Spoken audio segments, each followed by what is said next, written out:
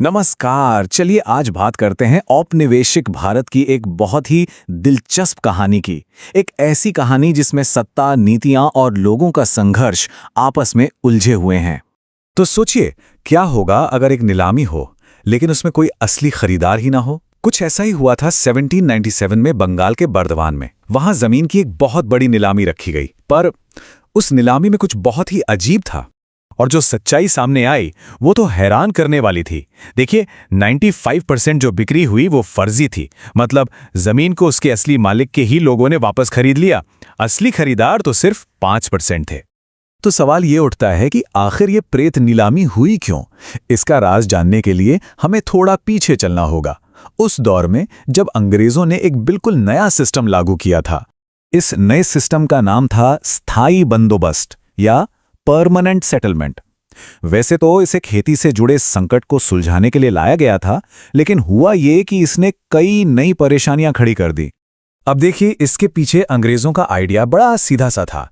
वो जमींदारों का एक ऐसा ग्रुप बनाना चाहते थे जो उनके प्रति वफादार रहे, खेती में पैसा लगाए और सबसे जरूरी ब्रिटिश ईस्ट इंडिया कंपनी को एक फिक्स्ड इनकम की गारंटी दे।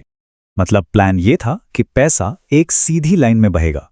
किसान लगान देंगे जमींदार को, जमींदार अपना हिस्सा रखकर बाकी पैसा देगा कंपनी को। इस पूरे खेल में जमींदार एक बहुत ही जरूरी बिचौलिया था। लेकिन ये पूरा का पूरा प्लान बुरी तरह फेल हो गया। स्थिरता लाना तो दूर, इस सिस्टम ने उन्हीं जमींदारों को बर्बादी के कगार पर ला खड़ा किया जिन्हें मजबूत बनाने का दावा किया गया था। तो फिर ऐसा क्या हुआ? ये इतने ताकतवर जमींदार अचानक अपना कर्ज चुकाने में नाकाम क्यों होने लगे? चलिए अब जरा उन दबावों को समझते हैं जो इन पर पड़ रहे थे। असल में वो चारों तरफ से घिर चुके थे। एक तो अंग्रेजों ने टैक्स बहुत ज्यादा लगा दिया था। दूसरा, 1790 के दशक में खेती से होने वाली कमाई वैसे ही बहुत कम थी। ऊपर से सूर्यास्त कानून नाम का एक सख्त नियम था। मतलब अगर तय दिन सूरज ढलने तक पैसा नहीं चुकाया तो जमीन तुरंत नीलाम। और तो और जमींदारों की अपनी ताकत भी छीन ली गई थी, जैसे उनकी सेना और न्याय करने का हक। आप अंदाजा लगा सकते हैं कि हालात कितने बिगड़ चुके थे। देखिए, अकेले बर्दवान जिले में ही 1798 तक लगान वसूली के 30,000 मामले अटके हुए थे। ये एक नंबर ही काफी है ये बताने के लिए कि पूरा सिस्टम कैसे ढह रहा था। लेकिन जमींदार भी इतनी आसानी से हार मानने वाले नहीं थे। जब उन्हें लगा कि सब कुछ बर्बाद हो रहा है तो उन्होंने इस सिस्टम से लड़ने के लिए अपनी खुद की एक बहुत ही चालाक रणनीति तैयार की। उन्होंने क्या क्या किया? अपनी ही जमीन फर्जी तरीके से खरीद ली, जिसे बेनामी कहते हैं। जमीन को घर की औरतों के नाम कर दिया, क्योंकि उनकी प्रॉपर्टी नीलाम नहीं हो सकती थी। और तो और अपने लठैतों यानी बाहुबलियों को भेजकर बाहर के खरीदारों को डराया धमकाया। और यहीं हमारी कहानी की पहली पहेली सुलझ जाती है। वो जो अजीब नीलामी थी वो जमींदारों की बर्बादी नहीं, बल्कि उनका एक स्मार्ट दाव था। पर इस पूरी लड़ाई का एक और नतीजा निकला। जब अंग्रेज और जमींदार आपस में उलझे हुए थे, तब गांव के अंदर से ही एक बिल्कुल नया ग्रुप ताकतवर बन रहा था। और ये थे जोतदार। ये असल में अमीर किसान थे जो जमींदारों की इस कमजोरी का फायदा उठाने के लिए बिल्कुल सही जगह सही समय पर मौजूद थे। तो देखिए, फर्क साफ है। जमींदार जो शहरों में अपने महलों में रहते थे, वो कंपनी की नीतियों से लड़ रहे थे। वहीं दूसरी तरफ जोतदार जो गांव में ही रहते थे, वो किसानों पर सीधा कंट्रोल करके असल ताकत जमा कर रहे थे। वो साहूकारी और लोकल व्यापार से अपनी पकड़ और मजबूत कर रहे थे। अच्छा, अब एक बहुत जरूरी सवाल, हमें ये सब पता कैसे चला? ये पूरी कहानी हमें कहां से मिली? तो इसका सोर्स भी अपने आप में एक कहानी है, एक बहुत बड़ा और कह सकते हैं एक राजनीतिक दस्तावेज। इस दस्तावेज का नाम है 5वीं रिपोर्ट, जिसे ब्रिटिश पार्लियामेंट में पेश किया गया था। चलिए अब इस पहेली के आखिरी और शायद सबसे जरूरी हिस्से को समझते हैं, यानी इस कहानी का सोर्स। ये कोई छोटी मोटी रिपोर्ट नहीं थी, पूरे 1002 पन्नों की थी। और इसका असली मकसद ईस्ट इंडिया कंपनी के कामकाज की आलोचना करना और उनके भ्रष्टाचार को सबके सामने लाना था। इसका मतलब क्या हुआ? इसका मतलब ये कि ये रिपोर्ट सिर्फ एक रिकॉर्ड नहीं थी, ये एक तरह का तर्क था। इसमें कंपनी के शासन को खराब दिखाने के लिए जमींदारों के पतन को शायद कुछ बढ़ा चढ़ाकर दिखाया गया हो। इसीलिए इतिहासकार जब इसे पढ़ते हैं तो उन्हें बहुत सावधान रहना पड़ता है, क्योंकि ये सिर्फ एक दस्तावेज नहीं, लंदन में चल रही एक पॉलिटिकल लड़ाई का हिस्सा थी। लेकिन असल में ये सिर्फ दो औजारों की बात नहीं है। ये तो दो अलग अलग दुनियाओं, दो जीने के तरीकों और दो संस्कृतियों के टकराव की कहानी है। एक दुनिया जो पूरी तरह से जंगलों से जुड़ी थी और दूसरी दुनिया जो खेतों में बसना चाहती थी, और इन दोनों का यही टकराव इस पूरे इलाके की तकदीर लिखने वाला। तो इस कहानी के दो मुख्य किरदार हैं, या यूं कहें कि दो प्रतीक हैं। एक तरफ है कुदाल। ये प्रतीक है राजमहल की पहाड़ियों के मूल निवासियों का, पहाड़िया जनजाति का। उनकी दुनिया थी जंगल, जहां वो झूम खेती करते थे। और दूसरी तरफ है हल। ये प्रतीक था संथालों का, जो बाहर से आकर जमीन को जोतना चाहते थे और वहां स्थायी खेती करना चाहते थे। चलिए सबसे पहले उस दुनिया को समझते हैं जो इन पहाड़ियों में सदियों से चली आ रही थी, पहाड़िया लोगों की दुनिया। वही थे इन पहाड़ियों के असली मालिक, और उनकी जिंदगी की हर सांस जंगलों से जुड़ी हुई थी। देखिए, पहाड़िया लोगों के लिए जंगल ही सब कुछ था। वो कुदाल से झूम खेती करते, जंगल से महुआ जैसी कीमती चीजें इकट्ठा करते, शिकार करते। इसी पर उनका जीवन चलता था। हर कबीले का अपना एक मुखिया होता था। और हाँ, एक और बात, वो समय समय पर मैदानी इलाकों पर छापे भी मारते थे। ये सिर्फ जरूरत के लिए नहीं, बल्कि अपनी ताकत दिखाने का भी एक तरीका था। लेकिन फिर इस कहानी में एक नया किरदार आता है, और इस किरदार के आने से सब कुछ बदल जाता है। ये थे अंग्रेज। उनके आते ही इस पूरे इलाके में ताकत का खेल हमेशा हमेशा के लिए बदल गया। यहां अंग्रेजों की सोच को समझना बहुत जरूरी है।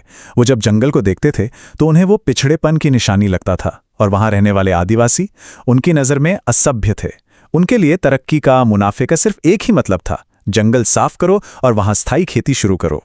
तो अंग्रेजों ने क्या किया? पहले तो उन्होंने अपनी ताकत का इस्तेमाल किया। 1770 के दशक में उन्होंने पहाड़िया लोगों को बेरहमी से कुचलने की कोशिश की, लेकिन वो नाकाम रहे। जब जोर जबरदस्ती काम नहीं आई तो उन्होंने अपनी चाल बदली। 1780 के दशक में उन्होंने शांति स्थापना की नीति अपनाई और पहाड़िया मुखियाओं को पैसे और भत्ते देकर अपने साथ मिलाना शुरू कर दिया। और इन नीतियों का असर बहुत गहरा पड़ा। पहाड़िया लोगों को अपने ही घर में, अपने ही जंगलों में और पीछे धकेल दिया गया। उनकी सदियों पुरानी जीवन शैली और उनका कल्चर सब कुछ बिखरने लगा, टूटने लगा। तो जब अंग्रेजों को ये साफ हो गया कि पहाड़िया लोगों को अपनी शर्तों पर झुकाना मुश्किल है, तो उन्होंने एक नया मोहरा खोजना शुरू किया। एक ऐसा समूह जो उनके सपनों को पूरा कर सके, यानी जंगलों को खेतों में बदल सके। और ये तलाश खत्म हुई संथालों पर। अंग्रेजों के लिए संथाल बिल्कुल आइडियल सेटलर्स थे। क्यों? क्योंकि वो मेहनती किसान थे जो जंगल साफ करके वहां पक्के खेत बसाने के लिए तैयार थे, बिल्कुल वैसा ही जैसा अंग्रेज चाहते थे। इस योजना को हकीकत में बदलने के लिए अंग्रेजों ने 1832 में एक बहुत बड़ा कदम उठाया। उन्होंने एक विशाल इलाके को घेरकर उसे दामीन ए कोह का नाम दिया। ये जमीन कानूनी तौर पर सिर्फ और सिर्फ संथालों के लिए थी, उनका नया घर। और इसका जो नतीजा निकला वो तो हैरान कर देने वाला था। जरा इन आंकड़ों को देखिए। सिर्फ 13 साल के अंदर जहां 1838 में सिर्फ 40 संथाल गांव थे, वहीं 1851 आते आते 1473 गांव बस गए। सोच सकते हैं, ये इतनी तेजी से हुआ बदलाव था जिसने उस इलाके का पूरा नक्शा ही बदल दिया। गांव तो बढ़े ही, साथ ही आबादी भी रॉकेट की तरह बढ़ी। एक दशक से कुछ ही ज्यादा समय में संथालों की आबादी 3000 से बढ़कर सीधे 82,000 के पार पहुंच गई। अब ये बिल्कुल साफ था कि हल कुदाल पर भारी पड़ रहा था। लेकिन कहानी में एक और मोड़ था। संथालों के लिए ये जो सुनहरा सपना था ना, ये बहुत जल्द एक बुरे ख्वाब में बदलने वाला था। बेहतर जिंदगी का वो वादा शोषण और धोखे के एक जाल में बदल गया। आखिर हुआ क्या? इस विद्रोह की आग को भड़काने वाली 3 बड़ी चिंगारियां थी। पहला, सरकार ने उनकी जमीन पर भारी भरकम टैक्स लगा दिया। दूसरा, दिकू यानी बाहरी साहूकारों ने उन्हें कर्ज के जाल में फंसा लिया। और तीसरा, जमींदार, वो भी अब उनकी जमीन पर अपना हक जमाने लगे। तो इसका नतीजा क्या निकला? 1855 में सिद्धू और कान्हू मांझी के नेतृत्व में एक जबरदस्त विद्रोह भड़क उठा। ये सिर्फ एक छोटी मोटी बगावत नहीं थी, ये एक जंग का ऐलान था, हर उस ताकत के खिलाफ जो उनका शोषण कर रही थी, फिर चाहे वो सरकार हो, जमींदार हो या साहूकार। अंग्रेजों ने इस विद्रोह को कुचला तो जरूर, और बहुत बेरहमी से कुचला, लेकिन इसने उन्हें एक बहुत बड़ा सबक सिखाया। उन्हें समझ आ गया कि संथालों को हल्के में नहीं लिया जा सकता, और इसी का नतीजा था संथाल परगना का बनना, एक नया जिला जहां संथालों की रक्षा के लिए कुछ खास कानून बनाए गए। लेकिन ठहरिए, एक बहुत जरूरी सवाल अभी बाकी है। ये पूरी कहानी आखिर हम तक पहुंची कैसे? हम ये सब जानते कैसे हैं? देखिए, हमें जो भी जानकारी मिलती है वो किसी ना किसी स्रोत से आती है ना? पर असली सवाल यह है कि क्या हम उन स्रोतों पर आंख बंद करके भरोसा कर सकते हैं? क्या वो हमें पूरी, बिना किसी पक्षपात के कहानी बताते हैं? इस पूरी कहानी का एक बहुत बड़ा स्रोत है एक शख्स जिसका नाम था फ्रांसिस बुकैनन। अब ये बुकैनन कौन था? वो कोई तटस्थ पर्यवेक्षक नहीं था। वो ब्रिटिश ईस्ट इंडिया कंपनी का एक कर्मचारी था। उसका काम था जमीन का सर्वे करना, ताकि कंपनी उस जमीन से पैसा कमा सके। तो उसके लिए जंगल घर नहीं, सिर्फ एक संसाधन थे। अब खुद ही सोचिए, उसका नजरिया कितना निष्पक्ष हो सकता है। और ये जो पक्षपात है, ये सिर्फ लिखी हुई चीजों में नहीं था, उस दौर की तस्वीरों में भी साफ दिखता है। इलस्ट्रेटेड लंदन न्यूज जैसे जो ब्रिटिश अखबार थे, उन्होंने संथालों को कैसे दिखाया? एकदम हिंसक और जंगली लोगों के रूप में। ये असल में एक प्रोपोगेंडा था, एक सोची समझी चाल, ताकि वो अपने जुल्म को सही ठहरा सकें। जरा सोचिए, मई 1875, पूना का सूपा गांव। हवा में ना धुएं की गंध है और जलते हुए कागज की। किसान साहूकारों पर हमला कर रहे हैं, उनके घर लूटे जा रहे हैं, पर उनका असली निशाना वो हैं बही खाते। जी हां, वो हर उस कागज को जला रहे हैं जिस पर उनके कर्ज का हिसाब किताब था। और ये आग, ये सिर्फ एक गांव तक नहीं रुकी, देखते ही देखते 6500 वर्ग किलोमीटर के विशाल इलाके में फैल गई। तो सवाल ये उठता है कि आखिर हुआ क्या था? ऐसा क्या हो गया कि पूरे के पूरे इलाके के किसानों ने बगावत कर दी, और वो भी सिर्फ कुछ कागज के टुकड़े जलाने के लिए? क्या थी इन जलते हुए बही खातों के पीछे की असली कहानी? चलिए पता लगाते हैं। देखिए, इस पूरी बगावत की जड़ें ना बहुत गहरी थी, और इसकी शुरुआत होती है एक नए रेवेन्यू सिस्टम से जिसे अंग्रेजों ने लागू किया था। तो चलिए समझते हैं कि यह सिस्टम आखिर था क्या, और इसने कैसे किसानों को एक ऐसे जाल में फंसा दिया जिससे निकलना नामुमकिन था। अब देखिए, बंगाल में क्या था? वहां अंग्रेजों ने परमानेंट सेटलमेंट या स्थायी बंदोबस्त लागू किया था, मतलब टैक्स हमेशा के लिए फिक्स।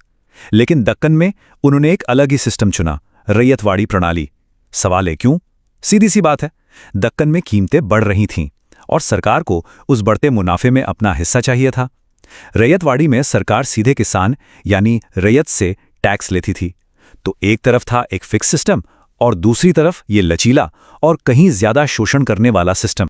और पता है, इस पूरे सिस्टम के पीछे एक बड़ी आर्थिक थ्योरी काम कर रही थी, रिकार्डो की थ्योरी। अगर आसान भाषा में समझें तो ये थ्योरी कहती थी कि जमीन से जो भी एक्स्ट्रा कमाई होती है, जिसे सरप्लस कहते हैं, उस पर हक किसान का नहीं बल्कि सरकार का है। बस इसी को आधार बनाकर अंग्रेजों ने कहा कि हम तो किसानों की पूरी एक्स्ट्रा इनकम पर टैक्स लगा सकते हैं, और उन्होंने लगाया भी।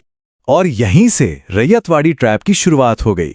एक तो रेवेन्यू की डिमांड बहुत ज्यादा थी, ऊपर से 1832 से 34 के बीच एक भयानक अकाल पड़ा। फसलें बर्बाद, मवेशी मर गए, सब खत्म। नतीजा क्या हुआ? किसान कर्ज के एक ऐसे दलदल में फंस गए जिससे निकलना ही मुश्किल था। अब अपनी हर छोटी बड़ी जरूरत के लिए वो पूरी तरह से लोकल साहूकारों पर निर्भर हो गए थे। लेकिन कहानी में एक ट्विस्ट आया, एक ऐसा दौर जब लगा कि शायद अब सब ठीक हो जाएगा। ये दौर था कॉटन बूम का, एक झूठी उम्मीद जिसने असल में हालात को पहले से कहीं ज्यादा खराब कर दिया। ये टाइमलाइन देखिए, ये पूरी कहानी खुद बयान करती है। हुआ ये कि 1860 के दशक में हजारों मील दूर अमेरिका में सिविल वॉर छिड़ गया, तो ब्रिटेन को जो कॉटन मिलता था उसकी सप्लाई हो गई बंद। अब उनकी नजर पड़ी भारत पर, तो बस 1860 से 64 के बीच दक्कन के किसानों को कॉटन उगाने के लिए खूब लोन मिला। सब अच्छा लग रहा था, है ना? लेकिन 1865 के बाद जैसे ही अमेरिकन सिविल वॉर खत्म हुआ, कॉटन की कीमतें धड़ाम से नीचे गिर गईं और साहूकारों ने उन्होंने तुरंत कर्ज देना बंद कर दिया और अपना सारा पैसा ब्याज के साथ वापस मांगना शुरू कर दिया। ये चार्ट देखिए कितना कुछ बताता है। कॉटन बूम के दौरान दक्कन में कपास की खेती का एरिया सीधा डबल हो गया। किसानों ने भी एक अच्छी उम्मीद में अपनी सारी जमीन कपास की खेती में लगा दी। लेकिन जब मार्केट क्रैश हुआ तो वो अपनी बढ़ी हुई पैदावार और गिरे हुए दामों के साथ एकदम अकेले रह गए। असली फायदा तो साहूकारों और एक्सपोर्टर्स ने कमाया, और किसान, वो तो पहले से भी ज्यादा कर्ज में डूब गए। तो अब हम कहानी के उस मोड़ पर आ पहुंचे हैं जो ब्रेकिंग पॉइंट था, जहां किसानों के सब्र का बांध टूट गया। और ये बात अब सिर्फ पैसों की तंगी की नहीं रह गई थी, ये कहानी थी अन्याय के एक गहरे एहसास की। जरा इस नंबर को देखिए, 50 से 100%। ये वो बढ़ोतरी थी जो सरकार ने रेवेन्यू की मांग में की थी। और कब? ठीक उस वक्त जब कॉटन मार्केट पूरी तरह से क्रैश हो चुका था, जब किसानों की इनकम लगभग 0 हो गई थी। सोचकर देखिए ये कितनी नामुमकिन सिचुएशन थी। और एक तरफ सरकार थी तो दूसरी तरफ साहूकारों का शिकंजा कसता ही जा रहा था। किसानों को पेमेंट की कोई रसीद नहीं दी जाती थी। ब्याज इतना ज्यादा होता था कि वो अक्सर असली कर्ज से भी ऊपर निकल जाता था। किसान जो भी फसल उगाते उसका हिसाब उनके खाते में चढ़ता ही नहीं था। मतलब जो ईमानदारी और भरोसे के पुराने नियम थे ना, वो सब ताक पर रख दिए गए थे। ये एक लाइन देखिए, ये हालात की गंभीरता को बिल्कुल साफ कर देती है। किसान को कानूनी तौर पर गुलाम बनाया जा रहा था। साहूकार करते क्या थे? वो अनपढ़ किसानों से ऐसे कागजों पर अंगूठा लगवा लेते थे जिनमें क्या लिखा है उन्हें पता ही नहीं होता था। एक प्रैक्टिस थी जिसे कहते थे डीड्स ऑफ हायर। इसके तहत पता है क्या होता था? किसान को अपने ही बैल इस्तेमाल करने के लिए साहूकार को किराया देना पड़ता था। सोचिए इस शोषण की हद थी। तो आखिर इस पूरी बगावत का नतीजा क्या निकला? इसकी गूंज कहां तक पहुंची और इससे हमें इतिहास के बारे में क्या सबक मिलते हैं? अच्छा, जब इतना बड़ा विद्रोह हुआ तो ब्रिटिश सरकार भी हरकत में आई। उन्होंने इसकी वजहों की जांच के लिए डेक्कन रियाट्स कमीशन बनाया, और इस कमीशन ने जो रिपोर्ट तैयार की ना, वो आज हमारे लिए इतिहास को समझने का एक बहुत जरूरी सोर्स है। तो दक्कन के दंगों की ये पूरी कहानी हमें 3 बड़े सबक सिखाती है। पहला ये कि कॉलोनियल पॉलिसीज सिर्फ कागजी बदलाव नहीं थे, वो जमीनी हकीकत में बहुत गहरी असमानता पैदा कर रहे थे। दूसरा कि किसान कभी भी चुपचाप सब कुछ सहने वाले नहीं होते, अन्याय के खिलाफ वो हमेशा अपनी आवाज उठाते हैं। और तीसरा, और ये बहुत जरूरी है, कि हमें इतिहास को हमेशा एक क्रिटिकल नज़र से देखना चाहिए, क्योंकि सरकारी रिपोर्ट और दस्तावेज भी अपनी एक कहानी सुनाते हैं, और जरूरी नहीं कि वो पूरी तरह सच हो। तो दक्कन के दंगों की ये कहानी सिर्फ इतिहास का एक चैप्टर भर नहीं है। ये हमें सिखाती है कि कैसे इकोनॉमिक पॉलिसीज, सोशल जस्टिस और ह्यूमन राइट्स, ये सब चीजें आपस में कितनी गहराई से जुड़ी हुई हैं। और ये एक ऐसा मैसेज है जो आज भी उतना ही रेलेवेंट है। अगर ये चैप्टर एक्सप्लेनेशन आपको पसंद आया हो तो ई पाठशाला के साथ जरूर जुड़ें। इसे लाइक करें, शेयर करें, और हाँ, चैनल को सब्सक्राइब करना बिल्कुल मत भूलिएगा। याद रखिए, ये कंटेंट सिर्फ आपके लिए ही नहीं बल्कि उन सभी स्टूडेंट्स के लिए बहुत ज़रूरी है जो एनसीईआरटी को कंसेप्ट के साथ गहराई से पढ़ना चाहते हैं।